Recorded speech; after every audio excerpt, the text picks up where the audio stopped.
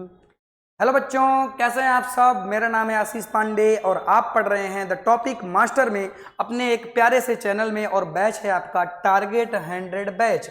Target 100 batch जो कि बेटा हिंदी माध्यम के लिए बनाया गया है। आप सपोर्ट तो नहीं करते बच्चा टीचरों का, इसीलिए आपके लिए कोई बहुत सारे कोर्स बनाने की कोशिश भी नहीं करता। उसका रीजन ये है ना कि हिंदी माध्यम के बच्चे बहुत ही कम सपोर्ट करते हैं। बट मैं क्यों बना रहा हूँ, क्योंकि मेरा एक उद्देश्य है कि हाँ चलो ठीक है, हिंदी माध्यम के बच्चों के लिए अभी तक किसी टीचर ने प्रॉपर तरीके से चीज़ें नहीं दी हैं। मैं आपको प्रॉपर तरीके से चीज़ें दूंगा। क्लास के अंदर लाइव प्रैक्टिकल करवाऊंगा, एक एक क्रियाकलाप जो आपके एनसीईआरटी पे है उनको करवाऊंगा, पूरा कोर्स दूंगा आपको फ्री में। साथ ही साथ नोट्स हो गई, पीपीटी हो गई, डीपीपी हो गई, टेस्ट पेपर हो गए, सब कुछ मैं आपको फ्री में देने वाला हूं।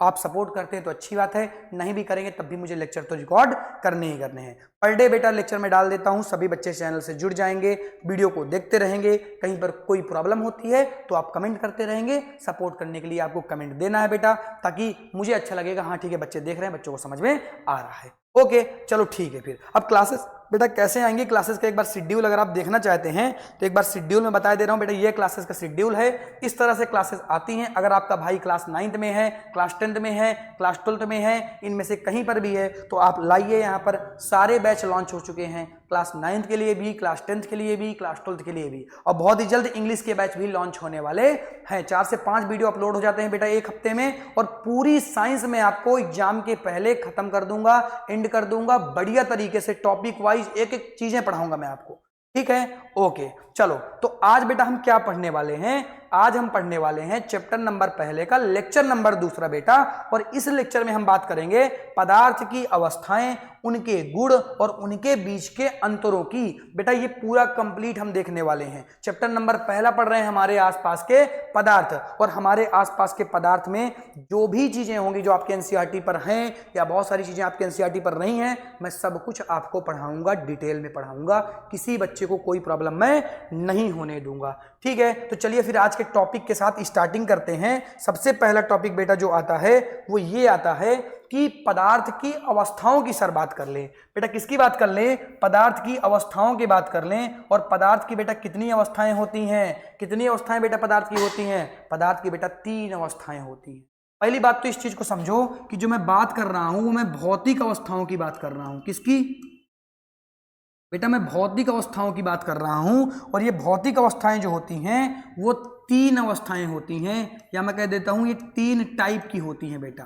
पहला टाइप कौन सा है, दूसरा टाइप कौन सा है और तीसरा टाइप कौन सा है। तीनों की बात हमें डिटेल में बेटा करनी पड़ेगी। पहला टाइप बेटा कौन सा है, सॉलिड।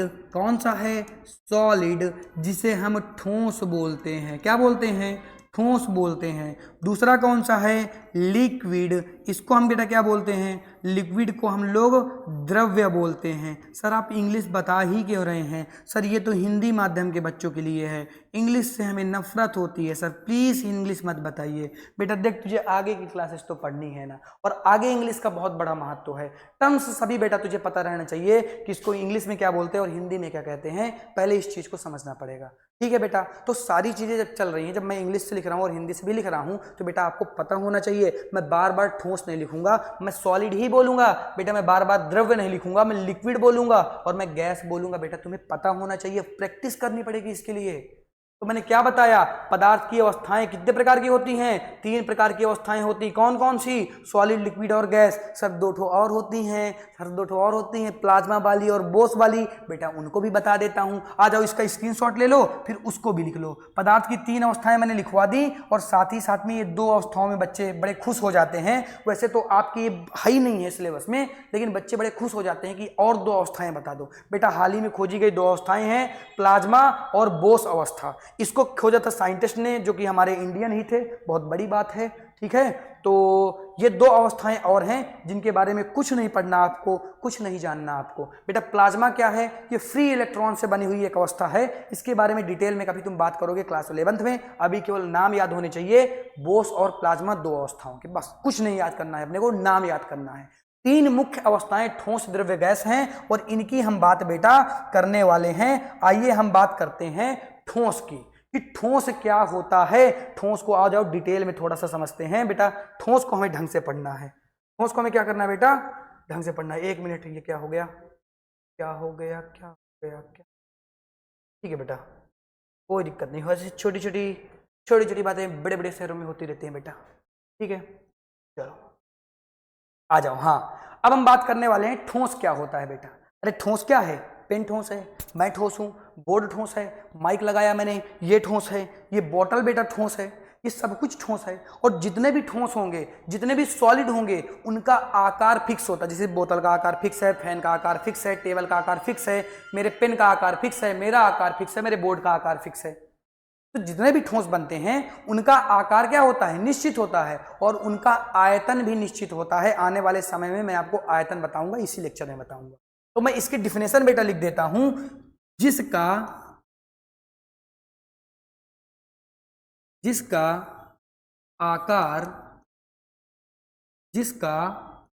आकार व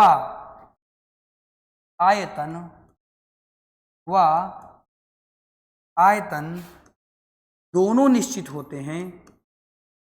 बेटा लिख लो सब लोग साथ साथ में, दोनों निश्चित होते हैं, दोनों निश्चित होते हैं। क्या कहलाते हैं बेटा? ठोस कहलाते हैं। अगली लाइन अपने आप लिख लेना, वह पदार्थ जिनके आकार व आयतन दोनों निश्चित हों ठोस कहलाते हैं। डिफिनेशन लिख लो, वह पदार्थ जिनके आकार व आयतन दोनों निश्चित होते हैं बेटा क्या कहलाते हैं? ठोस कहलाते हैं। आ जाओ एग्जाम्पल की बात कर लेते हैं। कुछ एग्जाम्पल बेटा क्या है? एग्जाम्पल जैसे मेज हो गया, जैसे पेन हो गया, जैसे क्या हो गया? जैसे बोर्ड हो गया। क्या हो गया बेटा? बोर्ड हो गया। ये सभी एग्जाम्पल किसके हैं? ये सभी एग्जाम्पल बेटा सॉलिड के हैं। मोबाइल हो गया, सबका जिनका आकार फिक्स है, जिनका आयतन फिक्स है, वो क्या कहलाएंगे बेटा? ठोस कहलाएंगे। ये तो मैंने डिफिनेशन आपको बता दी। अब ठोस के कुछ गुण होते हैं जो ठोस में होते हैं। अब हम इनके गुणों की बात बेटा करने वाले हैं। किसकी बात करने वाले हैं? हम इनके गुणों की बात करने वाले हैं। यहां पर मैंने हेडिंग लिख दी है कि हम इन गुणों की बात करने वाले हैं। हम पदार्थों के कण कैसे होते हैं, आकृति कैसे होती है, आयतन कैसे होती है, कठोरता कैसे होती है, इन सब की हम बात करने वाले हैं बेटा। ठीक है, यहां पर मैंने केवल हेडिंग लिखी है। अभी मैं सेंटेंस आपको लिखवा दूंगा सारी चीजें समझाने के बाद। ठीक है बेटा, आ जाओ पदार्थ के गुणों की बात करते हैं। और ठोस पदार्थ के गुण की बात हम कर रहे हैं इस समय। किसकी बात कर रहे हैं? ठोस पदार्थ के गुण की बात कर रहे हैं। और 7 से 8 गुण मैं आपको बताऊंगा। 7 से 8 गुण मैं आपको बताऊंगा। तो सबसे पहले अगर मुझे ठोस बनाना है तो पहले आ जाओ ठोस बना लेते हैं। यहां पर देखो बेटा, ये मैंने छोटा सा बना लिया सॉलिड। ये मैंने क्या बना लिया बेटा? सॉलिड। तुम लोगों को एक चीज पता है कि जो पदार्थ होते हैं वो छोटे छोटे कणों से मिलकर बने होते हैं। मतलब यहां पर बेटा जो मैं बना रहा हूं, इनके कण भी बनाने चाहिए मुझको। आ जाओ, ये सॉलिड है तो सॉलिड भी कणों से मिलकर बना होता है बेटा। इनके छोटे छोटे पार्टिकल ऐसे रहते हैं, बहुत पास पास में बेटा रहेंगे, बहुत पास पास में चिपके हुए रहेंगे। क्योंकि सॉलिड जो होता है ना, वो बहुत मजबूत होता है। और मजबूत कैसे होता है बेटा? क्योंकि इनके कण बहुत पास पास में रहते हैं, बीच में स्पेस ही नहीं रहता, इसलिए बहुत ज्यादा मजबूत होते हैं बेटा। ये मैं कण बना रहा हूं, ध्यान दो थोड़ा सा। ये मैंने ढेर सारे क्या बना दिए? पदार्थ के कण बना दिए बेटा। आ जाओ देखो, ये मैंने क्या बना दिया? पदार्थ के ढेर सारे बेटा कण बना दिए हैं यहां पर। ठीक, अब इनको मैं लिख भी देता हूं कि ये मैंने क्या बनाया है? ये पदार्थ के बेटा कण हैं। क्या हैं? ये पदार्थ के बेटा कण हैं। और कणों से मिलकर बना होता है पदार्थ। और हम इस समय बात कर रहे हैं सॉलिड की। तो तुम देख रहे हो इनके कण बहुत पास पास में हैं बेटा। इनके कण कैसे हैं? इनके कण बहुत पास पास में हैं। इनके कण बहुत पास पास में हैं बेटा। कैसे हैं? बहुत पास पास में हैं। अगर इनके कण बेटा बहुत पास पास में हैं तो इन कणों के मध्य का अवकाश भी कम होगा। अरे यार, 2 कणों की बात कर लो। चलो ये 2 कण बना दो, एक ये वाला बना दिया, इंडिकेट कर दिया, एक ये वाला इंडिकेट कर दिया। इन दोनों कणों के बीच, मतलब ये जैसे कण मैंने बना दिया और दूसरा कण ये बना दिया, तो ये कण एक दूसरे के ऊपर ना ऐसे चिपके हुए हैं कि इनके मध्य जो है वो अवकाश बहुत कम है बेटा। ये देखो, ये मैंने 2 कण बना दिए और 2 कण आपस में ऐसे चिपके हुए हैं कि इनके बीच में अवकाश बहुत कम है। तो कणों के मध्य का अवकाश, यानी मैं यहां पे लिख सकता हूं कि इनका बेटा जो क्या होता है? अवकाश होता है। इनका जो बेटा अवकाश होता है ये बहुत ज्यादा कम होता है। अवकाश कैसा होता है, अवकाश इनका बहुत ज्यादा कम होता है, जिनके कारण ये बेटा स्ट्रांग होते हैं। अगर अवकाश बेटा कम है तो ये आपस में एक दूसरे के ऊपर क्या लगा रहे होंगे बेटा, एक दूसरे के ऊपर बेटा ये बल लगा रहे होंगे, ये इसके ऊपर लगा रहा होगा, ये इसके ऊपर लगा रहा होगा।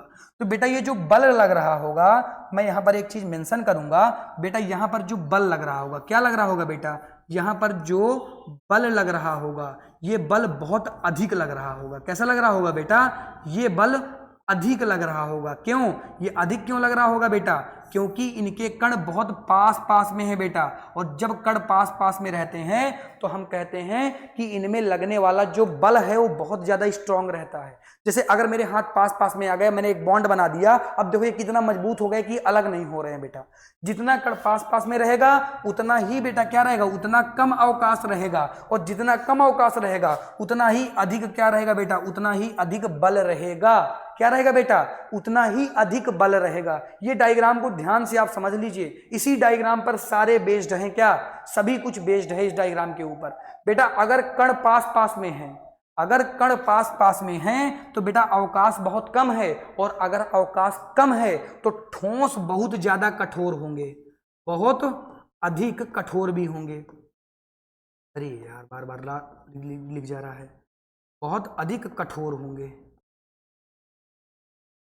ये बातें मैंने मेंशन कर दी। मैं रिपीट करता हूं, जो ठोस पदार्थों के कण हैं बेटा ये बहुत पास पास होते हैं, बहुत पास पास हो जाने के कारण इनमें जो अवकाश होता है बहुत कम होता है, और अवकाश अगर बहुत कम है तो बेटा पदार्थ बहुत कठोर होगा। कैसा होगा, पदार्थ कठोर होगा, और अगर पदार्थ कठोर है तो उसके आकार भी क्या होंगे, निश्चित होंगे, क्योंकि ठोस है तो भाई आकार तो निश्चित होगा, इतना जल्दी आकार बदल नहीं जाएगा। और अगर इनकी हम बात करते हैं बेटा, अगर ये कण बहुत पास पास में है तो इनमें लगने वाला बेटा बल जो होगा वो भी बहुत अधिक होगा। क्या होगा, बहुत अधिक होगा। बेटा इस चीज को अपनी नोट्स में बना लें, फिर मैं इस चीज को हटाऊंगा और कुछ चीजें लिखूंगा, इन चीजों को हटा के कुछ चीजें मैं लिखूंगा। ये चीजें लिखी रहने देते हैं, चलो आवश्यकता पड़ेगी तो हटा लिया जाएगा। अभी हम पढ़ते हैं बेटा पदार्थ। अब आ जाओ प्रॉपर्टीज की बात करते हैं।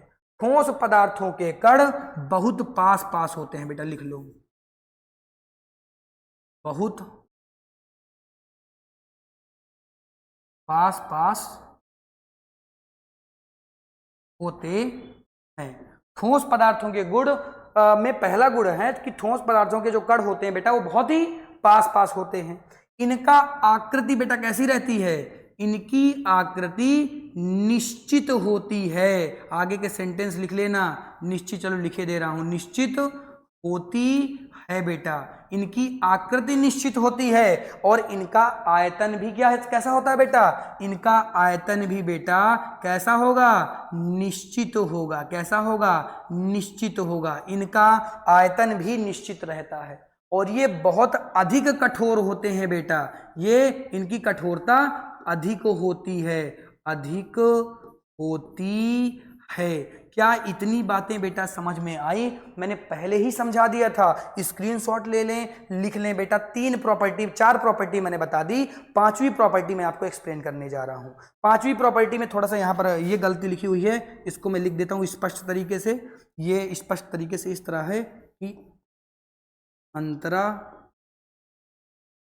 अणुक, ये अंतराणुक बल रहता है, ठीक है बेटा। अंतराणुक, इसका हिंदी गलत था, वो लिख लीजिएगा। अंतराणुक बल क्या है बेटा, यही बल जो दो कणों के मध्य में लगता है उसको बोलते हैं अंतराणुक बल। तो अंतराणुक बल कैसा है बेटा, अंतराणुक बल अधिक है। अंतराणुक बल कैसा है बेटा, अंतराणुक बल अधिक है। मैंने 5 प्रॉपर्टी बेटा बताई, बोलो पहली प्रॉपर्टी क्या थी, बोलो पहली प्रॉपर्टी क्या थी कि ठोस पदार्थों के कण बहुत पास पास में होते हैं। दूसरी प्रॉपर्टी क्या थी, ठोस पदार्थों की आकृति निश्चित होती है। तीसरी प्रॉपर्टी क्या थी, ठोस पदार्थों के आयतन निश्चित होते हैं। चौथी प्रॉपर्टी क्या होती है, ठोस पदार्थों की कठोरता अधिक होती है। 5वीं प्रॉपर्टी क्या है बेटा, ठोस पदार्थों के अंतराणुक बल बहुत अधिक होते हैं। कैसे होते हैं बेटा, बहुत अधिक होते हैं।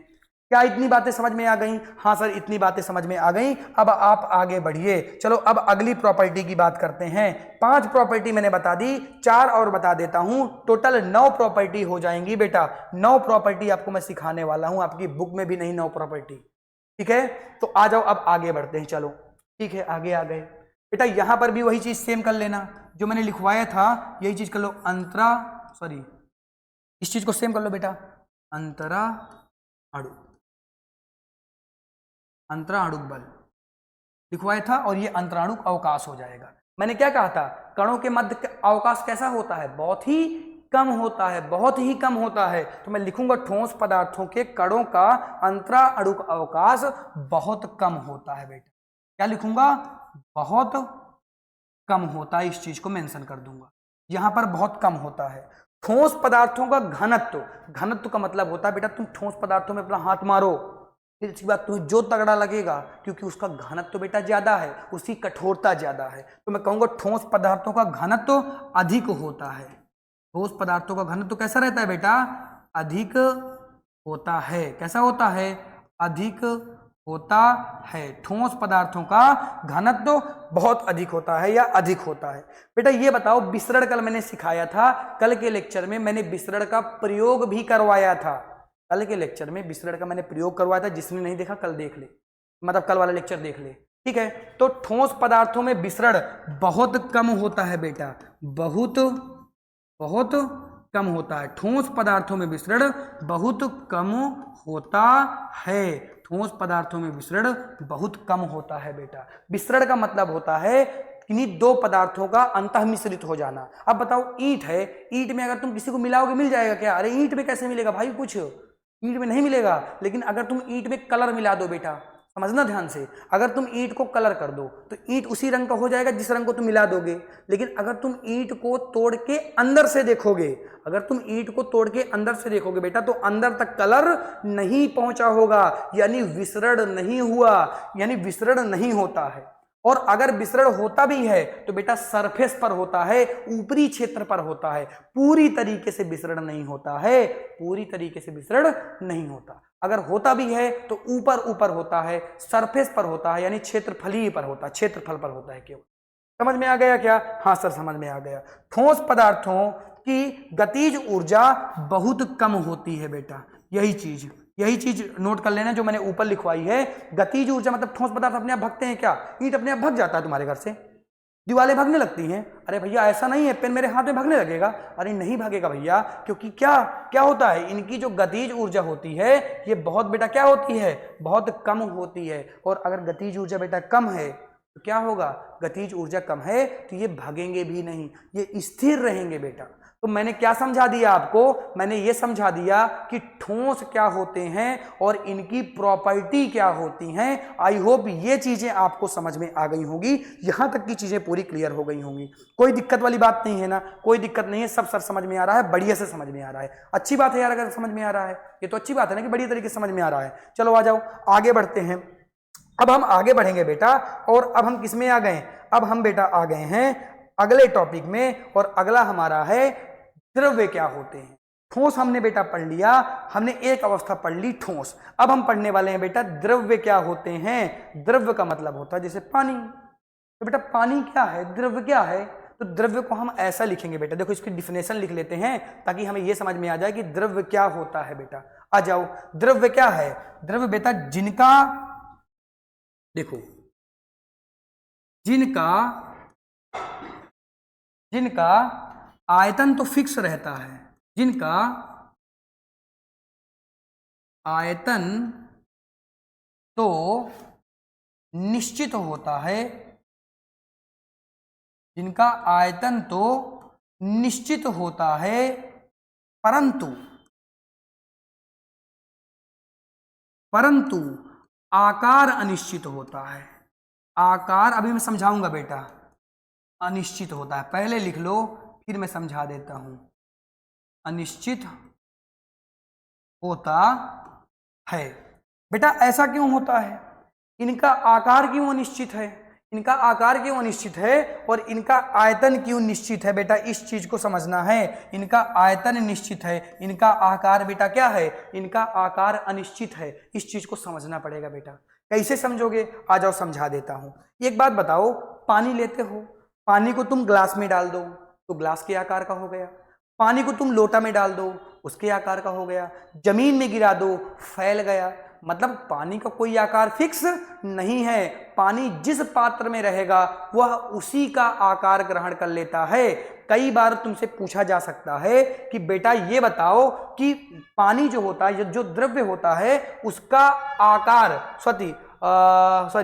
ये उसका आकार क्यों अनिश्चित होता है, उसका आकार क्यों अनिश्चित होता है? तो बेटा तुम कहोगे क्योंकि उसको जिस पात्र में रखा जाता है वह उसी का आकार ग्रहण कर लेता है। जैसे ग्लास में रखेंगे तो ग्लास का आकार ग्रहण कर देगा, लोटे में रखेंगे तो लोटे कर लेगा, या जमीन में गिरा देंगे तो फैल जाएगा। इसीलिए हम कहते हैं कि इसका आकार अनिश्चित होता है। द्रव्य का एग्जाम्पल अगर तुम लिखना चाहते हो तो बेटा लिख दो पानी। क्या लिख दो?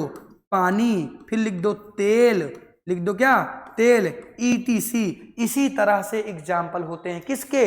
द्रव्य के। बेटा द्रव्य क्या होता है मैंने लिखा दिया, एक बार स्क्रीनशॉट ले ले, मैं हट गया। ठीक है, आई होप आपने ले लिया होगा। अब मैं आगे बढ़ता हूं।